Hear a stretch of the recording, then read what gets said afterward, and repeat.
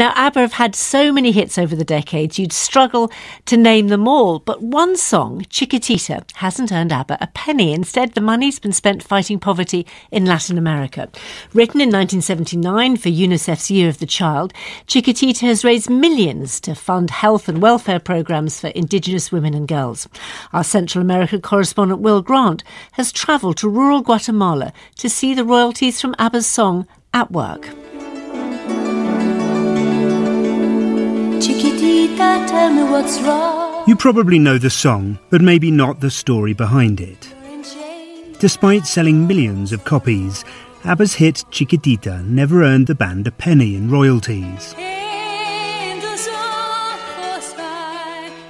Chiquitita was also the first song which ABBA recorded in Spanish, becoming a huge success in Latin America too.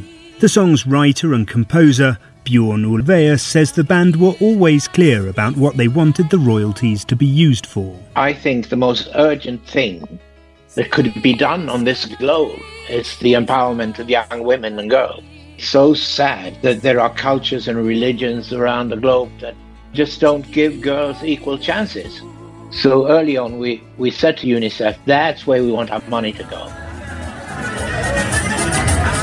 If you watch the video for Chiquitita, you'll see ABBA recorded a performance of it for the BBC in February 1979 in front of a giant snowman. That image of freezing mountaintops and thick, deep snow couldn't be further from where I am now, the main plaza in La Tinta, an impoverished town in Alta Verapaz, the poorest region of Guatemala.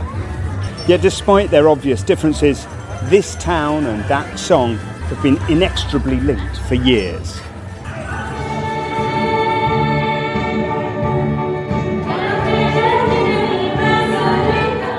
Inside the headquarters of the Association of Friends of Development and Peace, or the ADP, indigenous children sing their version of Chiquitita, which they translated into their native Mayan language, Quiché. The primary school-aged kids receive health and self-esteem workshops at the ADP, one of the oldest and most renowned NGOs in Guatemala, with funding from ABBA's song. There is a chronic lack of sexual health education in the Central American nation, especially in remote indigenous communities. Last year, 346 girls aged 14 and under had babies in Alta Verapaz. Many more 15 and 16-year-olds also had children. One of them was Emma, though that's not her real name.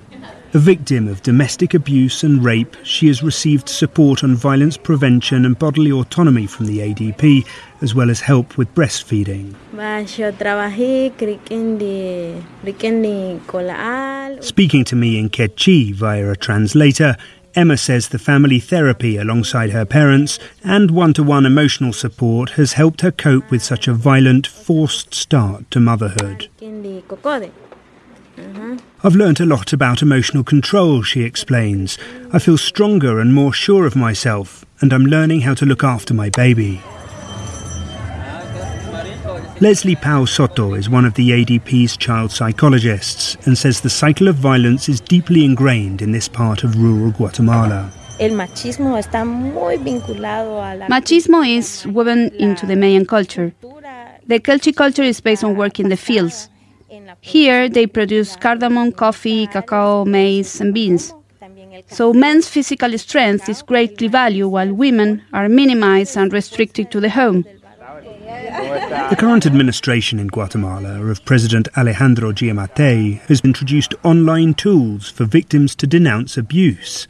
But in hard-to-reach mountainous regions, there's often no mobile phone coverage, and many families aren't computer literate. Instead, the ADP send out teams of social workers into the more remote communities to offer support to abused children and their families. In the community of Salac Uno, they have been working with Marta, again not her real name, an 8-year-old girl who was being sexually abused by an older boy.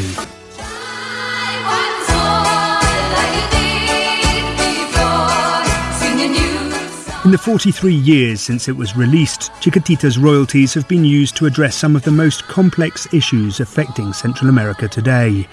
It has also benefited countless Chiquititas like Marta and Emma along the way, with meaningful support in their native language. Before travelling to Guatemala, I asked Bjorn Ulvaeus if he'd appreciated that the song would have such an enduring legacy when he first wrote it. You don't think about the longevity.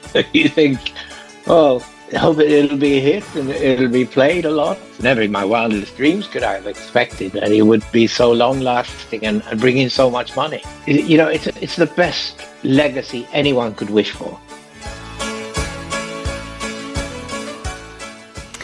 Well, that report was by our correspondent Will Grant, and listening to it here in our studio is Bjorn Ulvaeus himself, and I could tell that you were moved, weren't you, listening to that? Very moved, and both happy and sad. Sad about this terrible machismo environment that these young girls are brought up in, and happy that Chiquitita royalties can make a difference.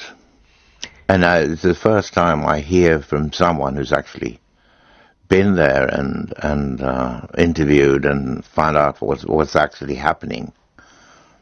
And talking to those very young girls who'd been abused, but trying to help them find a way through it, to be able to be more assertive, the empowerment that you've been talking about. Yes, the empowerment of girls and young women.